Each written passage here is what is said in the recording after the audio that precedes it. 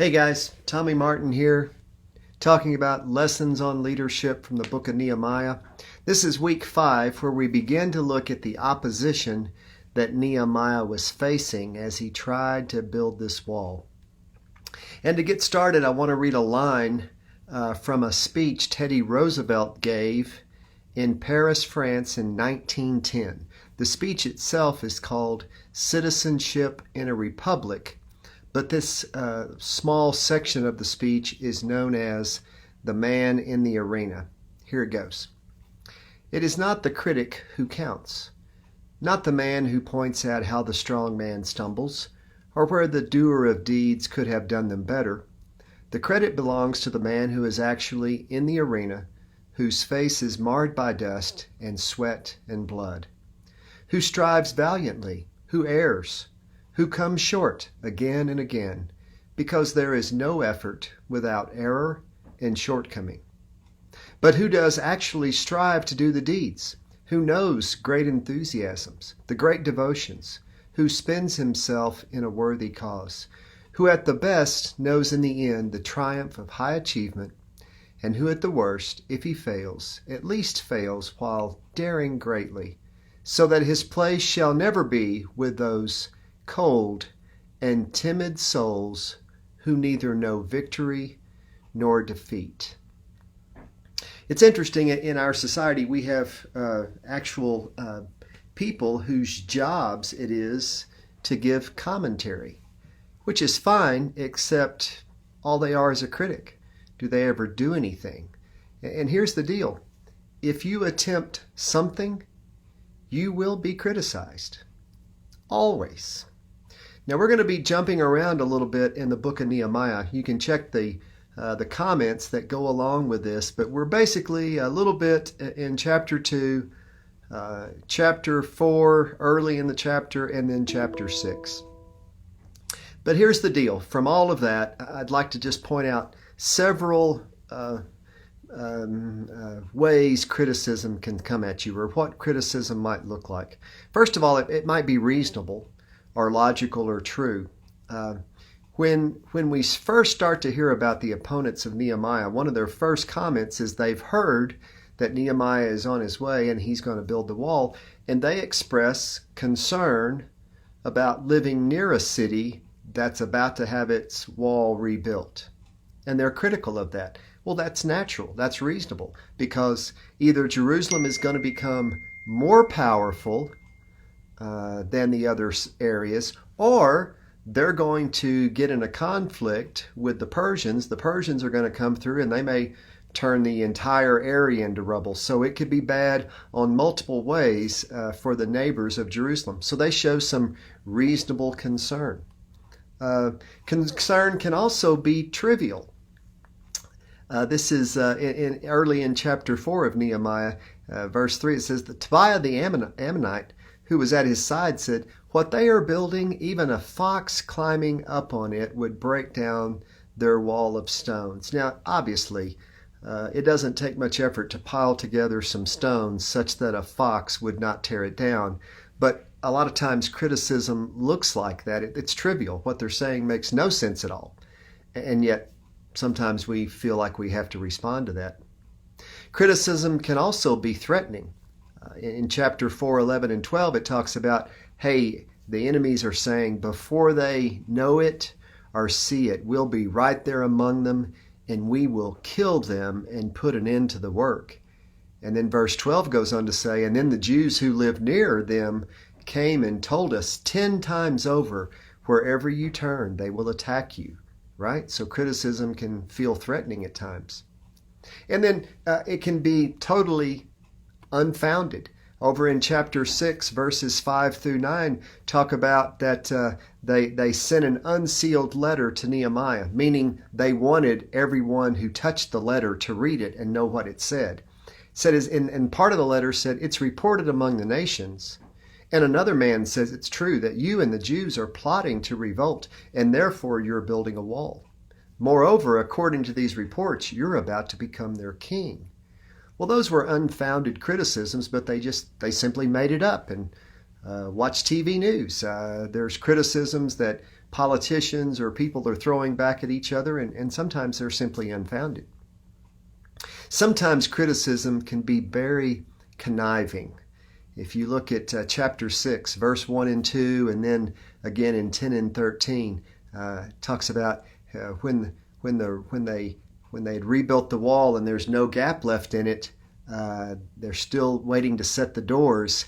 And then two of Nehemiah's enemy, they send him a message, and it says, "Come, let us meet together in one of the villages out on the plain of Ono." But they were scheming to harm me. So they were conniving. Hey, let's get him away from his people that will protect him. Let's get him out here and away from town, and then we can attack him. So they were conniving. And then finally, and maybe most importantly, criticism can simply be distracting. Chapter 6, verses 3 and 4 follows up that conniving part of it with this. "So I sent messengers to them with this reply." Nehemiah said, "I am carrying on a great project and cannot go down. Why should the work stop while I leave it and go down to you?" So here's the deal. You cannot control criticism, but you have something very important that you can use. You have a volume knob. You can turn criticism up or down. So just picture you driving along in the car. You can't control the selection of music or news, talk, radio, whatever is going on, but you are in charge of the volume. You can turn it all the way down to 0. You can turn it way up where you can hear it. And I want to give you just a few recommendations on how to control that volume knob. A few questions you can ask yourself. Is the criticism you're receiving from someone who seems to be faithfully following Jesus? They have an appropriate worldview. Their lifestyle looks like they're trying to do the right thing. If the answer is yes, volume up. You need to be listening to those people. No, maybe the volume needs to go down a little bit. Is the criticism from a source with the same facts that you possess? Now, you just may know some facts about a situation that not everybody knows, and perhaps not everybody can know those facts. And so you look at their criticism and you say, "You don't understand, volume down." But sometimes someone with the exact set of facts who knows the internal details that you know, and they're critical, "Oh, okay, volume up." Is the criticism from a source who has more knowledge than you possess? Yes, volume up. No, maybe volume down. Let's just pretend that a 21st century civil engineer who is an expert in old rock walls shows up and talks to Nehemiah. Now, Nehemiah would have been really smart to listen to that guy, because that civil engineer might have said something about, "Hey, Nehemiah, I know you don't know this, but in a few hundred years, a guy named Alexander the Great is going to run all over this territory and tear down walls, and I have gone back and inspected those walls that he tore down a long time ago to me, and I can tell you how to build walls that won't fall down easily." Okay, there's someone who has more knowledge than you possess. You listen to them. Or, "Hey, I've got an experience in that area." Listen to them. Volume up. They don't have more knowledge than you possess. They don't have more experience than you have. Perhaps volume down. And then lastly, is the criticism from a source who aligns with your vision? Yes, volume up. Hey, this guy's saying, "Hey, I want to help you. I want to go do exactly what you want to do. I'm on your team. I'm on your side. I have gotten on the bus with you. But here's a problem." Oh, okay, listen to them. Versus, "I have no idea what you're trying to do. I mean, you talk and I just don't get it. I don't know what you're up to, but I'm critical in this way." Well, they don't get the vision. Maybe a nice person, they don't get the vision. Volume down. So here's the deal. Criticism will come at you. And your tendency may be one of two ways, either to not listen to any criticism at all, or it may be to listen to every last piece of criticism.